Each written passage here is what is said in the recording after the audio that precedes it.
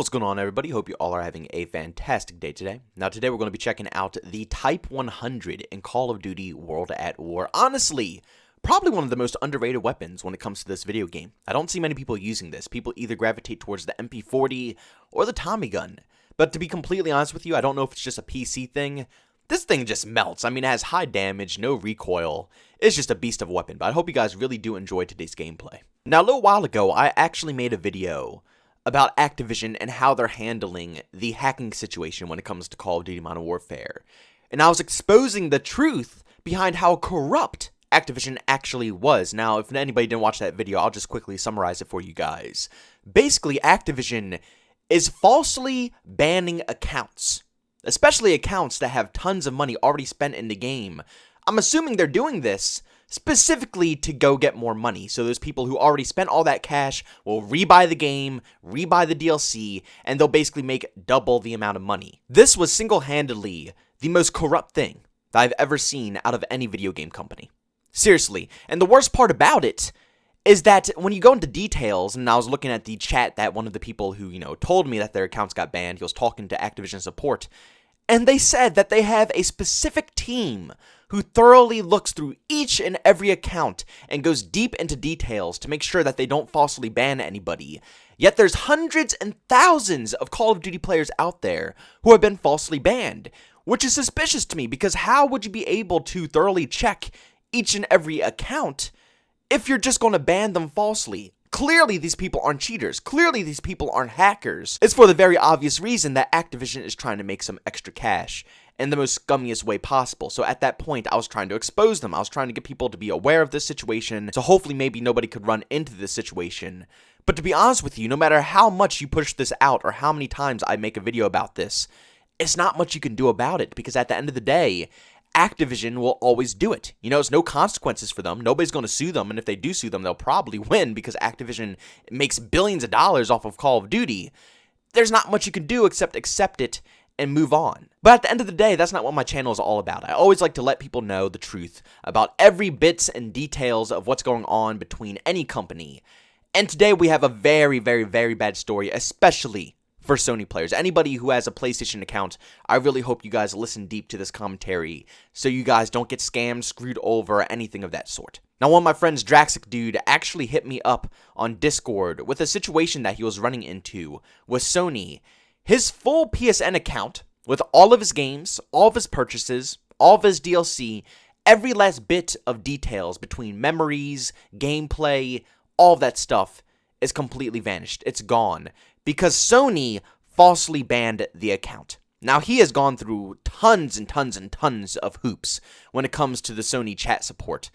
And they all just say the same thing. It's final. Once it's final, they can't do anything. And this is extremely similar to the Activision case, which made me a little suspicious. I was thinking to myself, this is awfully familiar. I think I heard the same exact thing when it came to Activision, but the same thing is happening here. Once you're banned, that's it. No matter what you say, no matter what you do, they're not giving you back your account. But he continued to try to fight the case. He tried to prove his points. He tried to, push it through their heads, their thick skulls, that nothing happened, nothing was wrong. He wants proof. That's all he wants. He wants physical proof of why his account got banned. And he asked multiple times, and they keep giving him different answers, which is really suspicious. I don't know why they kept doing that. But they told a man 3 to 4 different reasons why his account got banned.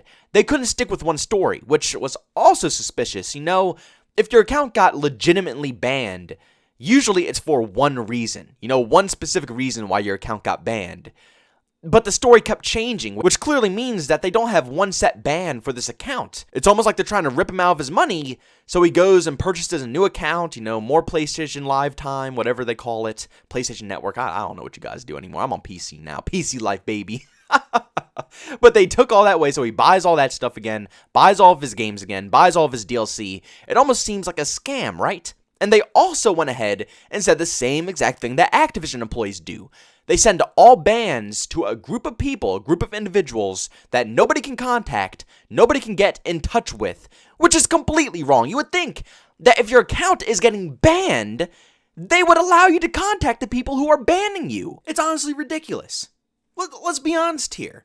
Why can't you contact the people who have complete control over whether your account is going to be played on or if you can't play on it at all. You would think with something that serious, the consumer, the owner of the account, can at least contact them and understand why it happened. And then over and over and over in the chat messages, the people who he was talking to continuously said that they were sending emails to him that were confirming what he did wrong and what happened and stuff like that, when they didn't send him any emails. And when they did send him an email, it was the exact same thing that they said in the current chat, where he just, did something wrong with the community guidelines when he didn't do anything wrong with the community guidelines. It really seems like a lot of these people or a lot of these companies are abusing their guidelines. You know what I'm saying? The terms and conditions that we all have to accept and, quote unquote follow. Well, it seems that regardless if you follow them or not, they're just going to use that as their excuse. They're just going to find something random in there to mark off, and then they're going to claim your account, say that you did something wrong with the community guidelines, and you're going to get banned. Honestly, this is an absolutely awful time for gaming. No matter what platform you play on, you could be on a PC, PlayStation, or Xbox, this is just a disgusting time to be a gamer. Because the gaming industry is so corporate now that they literally only care about money. They just simply do not care about the player base. And even though the gaming industry has always been about money, that's obviously how they're going to thrive, they used to at least care a little bit more about the consumers and make sure that the consumers were happy, content, and they're going to come back and be regular customers. But now as the gaming industry grows and they don't have to worry about customers leaving because they'll just be replaced by 50 more people, you lose one, you gain 50, they don't care. They simply do not care anymore what they do, and all they care about is getting more and more and more money, whether it's for the shareholders so they're pleased, or whether it's for their own pockets so they can buy 50 Lamborghinis. God only knows why they're doing this, but I really do not think anybody is safe at this point. You could be a PC player, Xbox player, PlayStation player, it doesn't matter.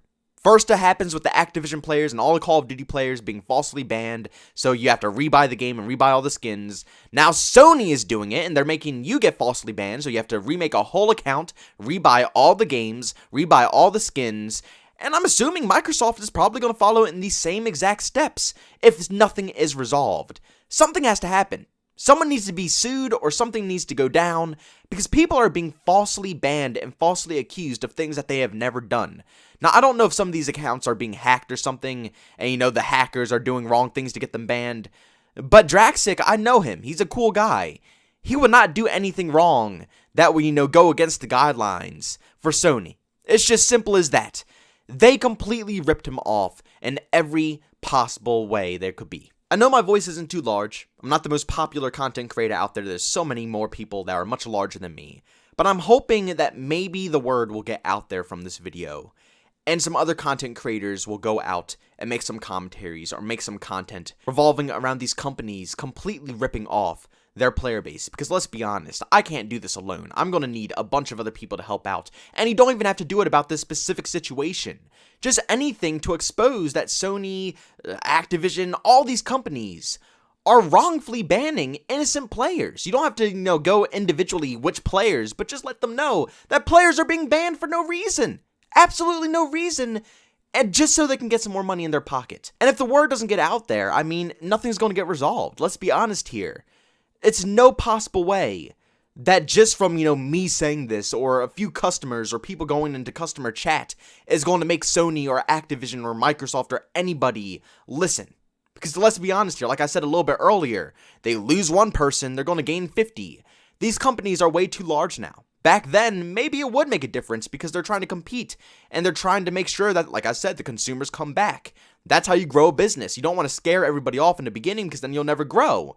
But they're at a point where they're so large that people are continuously buying PlayStations over and over and over again, that to them, it doesn't matter if they lose 1, 2, even 50 players. For every 100 players they lose, they probably get 1,000 to 10,000 new players every hour that are making brand new PlayStation accounts. They could care less about how many people are leaving PlayStation and going to somewhere else. They really could care less because at the end of the day, they're still making tons of money. But guys, if you enjoyed today's video, make sure you leave a like, and by all means, if you hate it, leave a dislike. Also, if you're brand new and enjoy the commentary, don't forget to subscribe and hit that bell notification button. Also, want to chat with me, there's 2 ways to do so. I have a Twitter and a Discord. Both those links are down in the description.